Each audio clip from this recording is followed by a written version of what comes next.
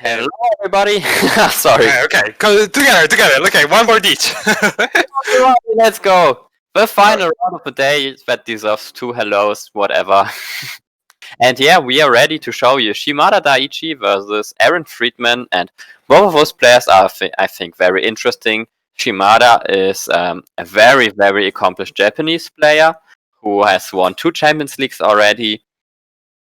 And yeah, he's been streaming for us a bit as well, so very interesting player. I'm excited to see with his straight Asian deck, a similar build that other successful Japanese players are bringing as well.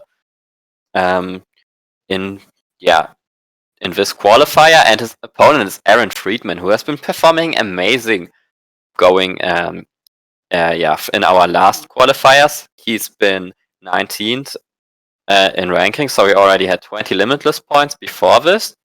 So he needs like a top 32 finish to make it into our invitational, and with 14 and 5, I think a win should give him an invite for our invitational. So that's certainly going to be a high stakes game for him. Indeed, a lot of high stakes here at play. The last people that are still competing for the high ranks to have to get into the top 8 right now are probably the same people that we will see at the Limitless Invitation. Remember, the slots are very few, 12 slots in total for the people that will be joining us for the Invitational. But there we go, we see actually the start by Shimada already looking pretty strong with that Zacian charged up on turn 1. Let's not mention as well the Mr. Mime and the Jirachi already in hand and in play. Well, yeah, the opponent instead didn't have much of a big start, just Guzman Hala with Pikram, which is sort of a second class start, I would say. But maybe if he has a Tapu Koko, he can turn this around and make it an excellent start for himself. So there we go, Guzman Hala. Let's see what he gets. Probably the Speed Energy, Thunder Mountain, and the Big Charm. Classic trio. He will have a hard time committing this for sure. Such a going first and getting his triple energization is just the dream. Yeah, it's massive. And like Zacian is by itself, like by how much HP it has, a really good Pokemon against Pikarom. Yes, the Pikarom has resistance. However, you can easily like gesture it around it by just tanking it, maybe switching around between the utilizations, Shrine of Punishment if you play them. But there we go, just as I was saying that, we see the strength of Pikarom. Once again, Tapu Koko hitting the board on turn 1 and the switch. Tapu Koko and Thunder Mountain turn 1. Well played already, and we'll see the Master Mime go bye-bye. And yeah, the turn 1, the perfect response, and both players are drawing really hot here. The turn 1 Zacian with free energy, facing off the turn 1 full blitz. Indeed. It is pretty massive right now. As well, a Tool Scrapper discarding the Big Charm off of the Pikarom, that's pretty good. However, the Zacian will only hit for 210 damage here to this Pikarom. Usually with ADP, you would hit 260, reduced by 20, you would one-shot it. But since it's just a clean version of Zacian, it's just going to be some limited amount of damage. And I was about to say... Interesting choice. Yeah, I was about to say rough decision for Shimada here. Does he want to target... because I think he wants to target the Raichu for sure. It's the dangerous Pokemon for him. Definitely. And yeah, the choice was, does he value his Jirachi Prism Star more? Does he value capturing that Raichu more? Because he probably wanted that Jirachi Prism Star so that he can get a knockout on a tag team and on a Dedenne to win the game. And now he will have to take out 2 tag teams. Or like 1 tag team and Indeed. two prizes. So. There's no really way around it. He needs to he needs to somehow get the knockout on 2 tag teams. So it's gonna be quite a climb for him. The Zacian don't have the damage is pretty annoying, but eventually with these shrines he can eventually reach it. But let's remember also the Machado Resetting Hole is in the bench, so that's gonna take off 1 turn.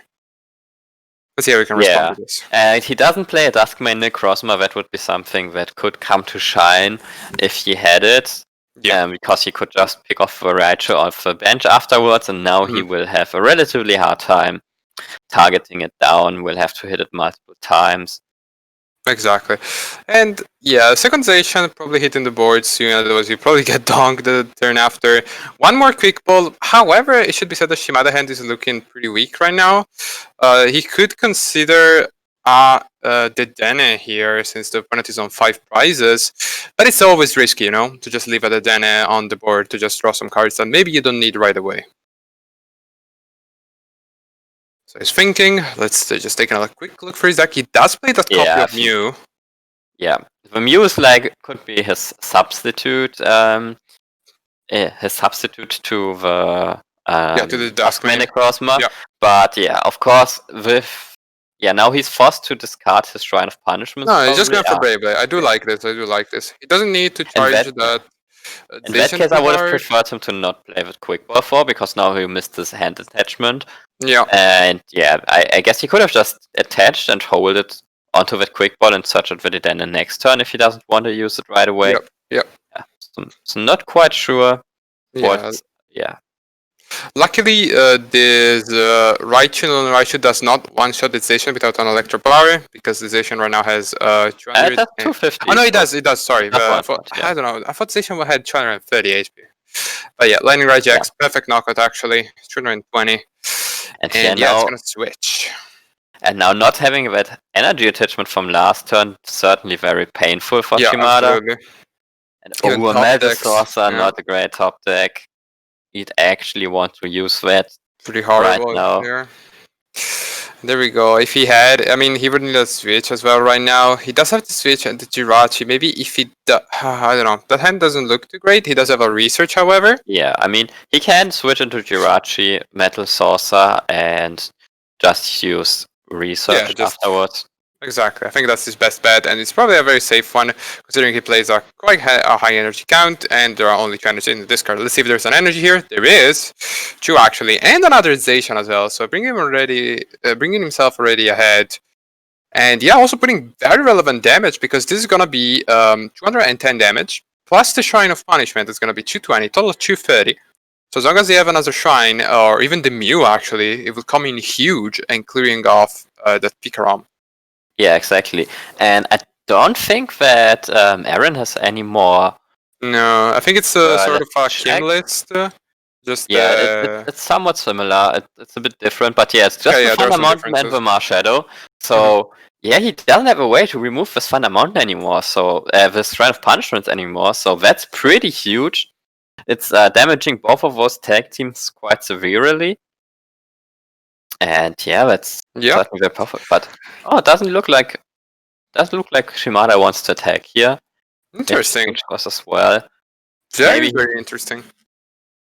Maybe he wants to avoid getting stamped and instead just waits.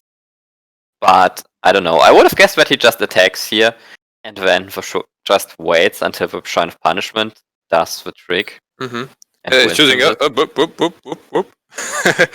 Let's see which of the Zacians will go into the active. What is he just considering between the two? Is there a difference between the two? I don't think so. I guess he's thinking if he has any other path, but I think just going with the Zacian and then interpret Sword. Or maybe getting Oranguru as well and put the energy on top, then interpret Sword would make sense. Yeah, there we go. Even a boss orders. This is fine as long as the opponent is not able to draw 3 prizes in the turn, which I think he will not be able to. Yeah, because as long as the Shrine of Punishment ticks 1 more, he does have the knockout with the... Actually, I'm not sure about this play, considering... if he attacked this turn with the Zacian, then he could have just attacked the turn after with the Mew. Exactly. And then he would have won. Exactly, that's what I'm thinking as well. So I'm pretty intrigued that he didn't opt to attack. I'm still struggling to see any downside to it, because if he had just attacked, that Mew I'm trying to see, paralysis would have not changed him much. Would have not changed the situation. The Bolton could have one-shotted it, but that could have happened anyway. Yeah, and the Pika would have gone down perfectly, end of turn of Aaron, so even a stamp wouldn't have been an option, and Shimada would have gotten a lot of extra cards afterwards, so maybe a little bit of a misplay, or maybe something we don't see yet. Pretty interesting. Also, Marnie, to top it off, removing those cards from Shimada's hand. Let's see. Actually, the opponent needs an energy right now to attack with the speaker arm. It does have the zero in case to retreat. And does he have a way to attack with this Bolton? Maybe an energy switch or something. Yeah, there you So go. energy switch. The best art And of yeah. energy switch, the HGSS one. Yeah, and Doing the now energy. putting on quite a lot of pressure. Yeah. Boltstorm 280. Getting a knockout here. And interesting choice. Yeah, and the Raichu now only at 200. Yeah, the Raichu actually now not gonna get knocked up by Shrine after Shimada's turn, so Yeah. Aaron will keep his energies for a turn more. And now it suddenly looks really tough for Shimada, even though It really does. Yeah. I think his best bet right now is try to disrupt the opponent's hand and get a knockout on this Bolton, which is probably the biggest threat on the board. But even so, Shimada kind of put himself into this pickle. Not Pickle Rick, but this pickle. And we go also Jirachi, Starwish, finding on a skateboard. And the Marnie just in hand, so we'll not see any boss order shenanigans this turn.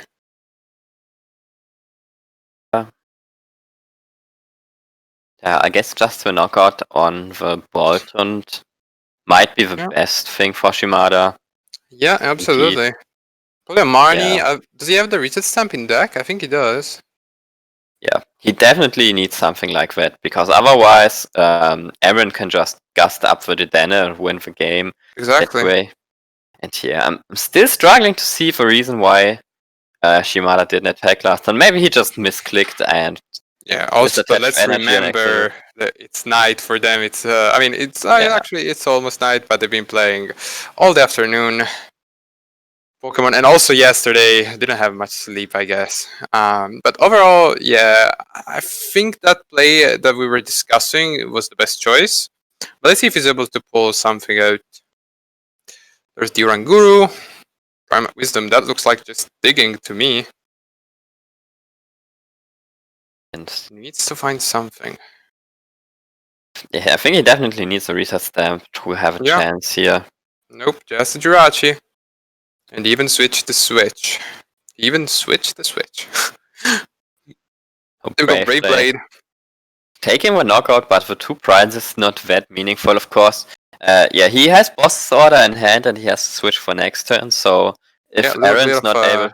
Yeah, if Aaron's able to not win the game this turn, he will have a game. Shimada will have a game next turn, but... Indeed. Yeah, but what's its aura? Interesting. A little bit of a dogfight there. The Zacian taking out the Bolton. Chat, you decide which one is cuter. But there's the quick ball as well. Slowly and steadily building up his board. And maybe at the Deno this turn. Yes, there it is. Yep. That's the Deno that was just grabbed.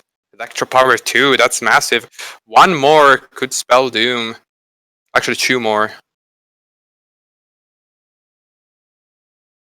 160. So one more, and power. That's it. Actually, that's already short. it. He can it's 220. 220. Yeah, right. So that's the knockout. He can just retreat, tandem block, take the knockout.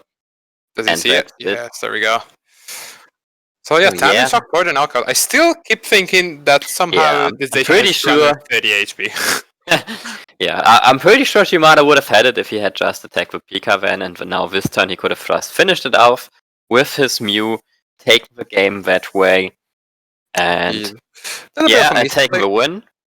However, with this, Aaron Friedman moves on to a 14-6 record, and it puts him in a pretty decent position to get an invite for our Limitless Invitational. He definitely is getting quite a few points here, and yeah, with already having been in a decent position before this 14-6 record definitely gives him a good chance at it at the very least. Indeed, so yeah, we're gonna see a lot of people on the bubble. We're gonna see who gets into top 8. Let's remember, here is on the line is the invite to the Invitational run by Limitless. You can check out the prizes on the site. Really juicy stuff overall. And we have a lot of players. We have a lot of players with previous success in, still in the race. So it will be interesting to the very end. And yeah, we will only know for sure after this day played out. So I hope you're excited to see how it ends up and who makes it into the Invitational. I'm certainly very excited for the Invitational because we can do a really good stream that is very well prepared and where we have a lot of stuff. It's kind of hard to improvise this because getting those players on stream is not as simple as on a normal stream where you just say, hey, come over stream table. You're on stream, that we have to contact with the players, set everything up, make sure that the technology works, so we can't always get the matches that we would have loved to see. Anyways, I think we had an interesting final round with Aaron trying to get his spot in the Invitational and Shimada putting up a fight against it. Definitely, but we do this also to bring you the most exciting matches, the most interesting ones. We try to have also a very different amount of decks into top 8 and try to stream them all.